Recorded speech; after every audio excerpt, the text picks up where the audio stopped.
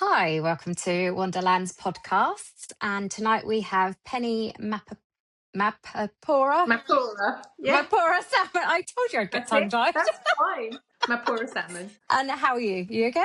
I'm fine, thank you. So I've dragged you on here tonight so you can tell all the wonderful people that are going to come to Wonderland and all the wonderful people on YouTube who you are and, what your books are like and how you started and everything. Okay. So why don't you start with My name. a bit about yourself? Yeah, your name. Okay, my name's Penny Mappoura Salmon, and I'm a dark romance author, international author now, which I'm super, super proud about. From London, Hertfordshire, and I'm in my 40s. So yeah, we were just discussing age, and my books are unapologetically spicy, dark, some leaning towards darker romance, heavy subjects, tough subjects, stuff that people don't want to talk about. I don't gloss over things. I definitely go into them and gut myself and my readers before I heal them. And I love a happy ending, so I do try and give a happy ending. I'm known for serious spice and unfortunately cliffhangers. And yeah, the Dark series is about four best friends, brothers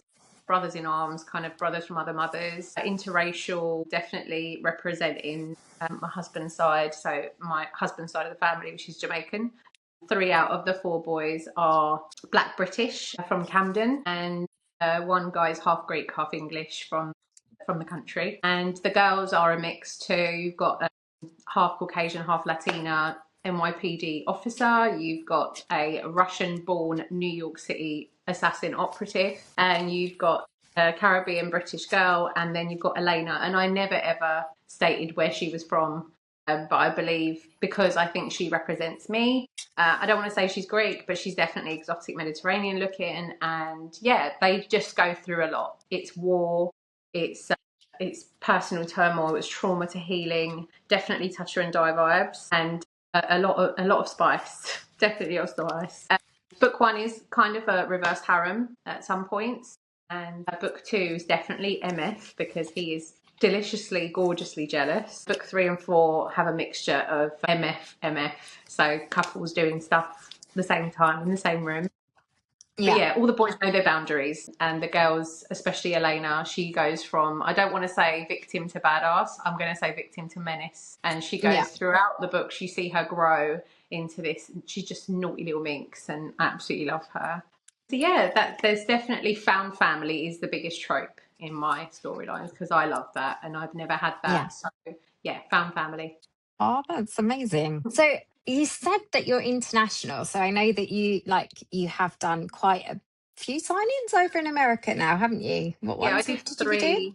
three in one trip. Yeah, so I went over there for 4 days to Washington State, and I did Boondock Books bookshop signing. Then I did hardcovers alongside J.A. George, Aidan Pierce, and Caitlin Taylor, and we did a after dark romance night, their first dark romance event. And then I did Booked and Tatted, which was a signing event with I think about 58 other authors, all local Washington indie authors. I was the only out of the country. There was one girl from Nevada, but the rest were all from Washington, the local authors. I got to meet the most amazing people, and there was some serious found family vibes over there. I just think that just get out and explore and expand. And I'm going over, fingers crossed it all goes well, in October I will be doing Chicago and Indiana.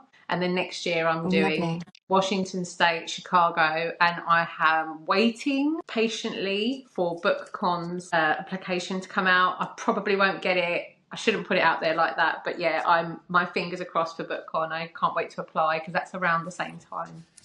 Yeah. Oh, that'd be amazing. New York. Yeah. Oh my God, yeah. But yeah, HM Wolf was there last year, so I really don't think. But yeah, I'm going to put my name down there and put myself out there. Absolutely. And put some manifesting good vibes out there.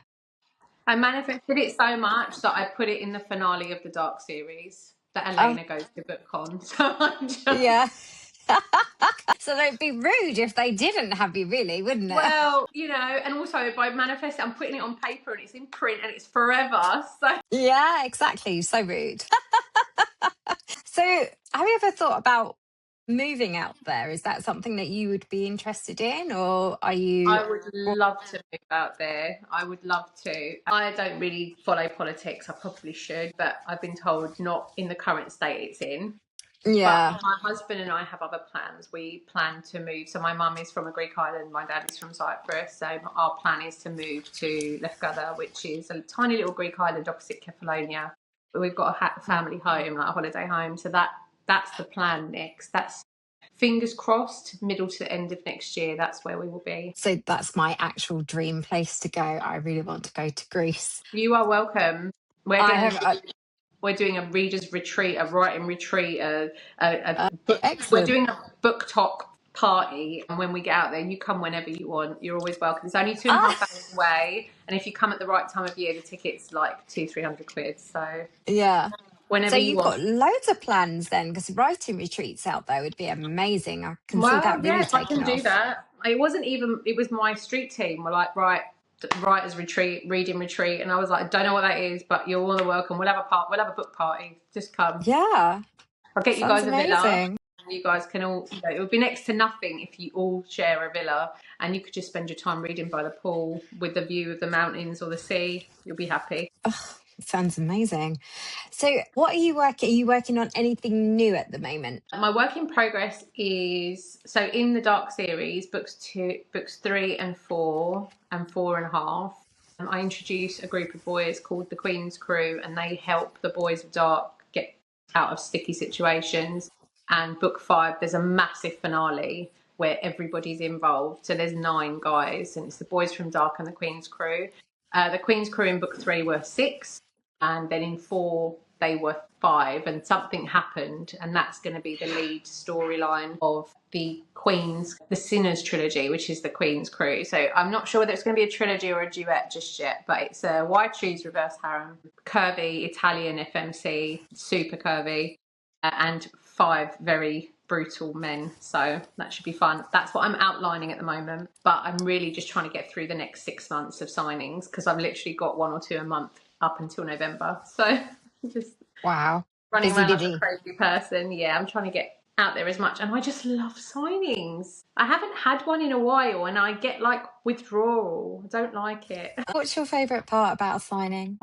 The buzz of being like talking to people and meeting people and talking about my books, and especially if somebody's read the first or the second book and they're like telling me about their favorite character, because especially because Awakening Elena is so close to my heart, book 1. When I hear how people feel about Jake and Elena, I just want to cry sometimes. And just hanging out with other authors, I just feel like I found my people, and it's really Yeah. nice. Again, it's like found family. That's a big thing for me. So being part Greek, are you like got any plans on doing any books, dark romance books with mythology in or anything like that? Never ever thought of anything like that. Someone did say something once about that. No, I might do a little Greek on a Greek island. I don't know, girl goes over for a holiday and falls in love with Greek, very dangerous men from a Greek island. I don't know, tatted Yeah. bartenders or something. And when I'm out there, the inspiration might take me. Yeah, I don't know yet. I'm in this world at the moment, this dark world, and Yeah. it's going to be the Sinners world, but they're all kind of in the same world. You will see the boys and the girls from Dark in the Sinners trilogy. A Yeah. very questionable scene at a dinner party that comes up that I've already written, kind of outlined. Should be fun. Yeah. So yeah, that's the world So I'm in how at the moment. did you sorry. No, go on. How did you start writing, if you don't mind me asking? I've always read a lot since I was a kid. If it wasn't Enid Blyton, it was Angus Thongs and Full Frontal Stogging, or Lion the Witch and the Wardrobe, and all Yeah. those. And I got into Twilight, and then I've always read. I really liked Jane Green as well in my 20s. I read a lot of Jane Green stuff. I've got Stevie Wonder autobiography, Tina Turner autobiography. Stevie Wonder's my absolute idol because I'm in the music industry as well, and he's like oh my god, if I saw him in concert I'd pass out. My husband tried to book tickets once and I was like, I don't think I can do it. I think you'd be carrying me out of there after 5 minutes. I'd pass out. I just think I love anything creative, anything where I've made jewelry before, and I've done photography and event planning, so anything just to make things pretty, Yeah. which is kind of the opposite to what I write. As much as there are pretty parts, it's quite gritty and dark, and I didn't realize I had this side of me. So when I started with Awakening Elaine, it was always a story I had in my head, and add in personal experiences and just get some demons out. And then the dark Yeah. world grew. So that's how it started. It was just for me. I didn't even know you could self-publish. I was just going to write it for me. Yeah. So music. Yeah. Okay. So what sort of like do you sing? Do you Yeah. play? I went to the Brit School same time as Amy Winehouse. We used to get the train together from Victoria. I was doing Yeah. performing arts and she was a music major. Yeah, we went there the same time. And then she left because she got a record deal. But it was probably in education, it was the best 2 years of my life. I'm still in contact with some of the girls and boys, and it was just incredible. So my dream was to be in musical theatre and do Fame. Carmen was my favourite part. I know all her script, all her lines. But I Yeah. ended up in a Greek function band and I did weddings for 22 years. Literally last year was the last year for us because bands are getting quite taken over by DJs now, which is fair enough. But we travelled all over the UK, Cyprus and Spain.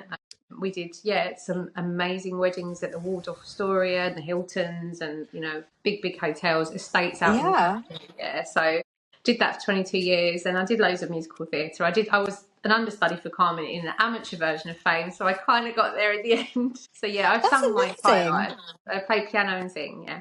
And then dance as well. Anything to do with dance, lyrical, jazz, tap, ballet, all of it. So Oh my God. yeah. That's amazing. Thank you. I'm going to end it there, though. Yeah. Thank you so much for coming on tonight and telling us all about yourself and your books. Well, And thank I you for really having look, me. you're very welcome. And thank you so much. And I look forward to seeing you at Wonderland. Yes, ma'am. Bye. Bye.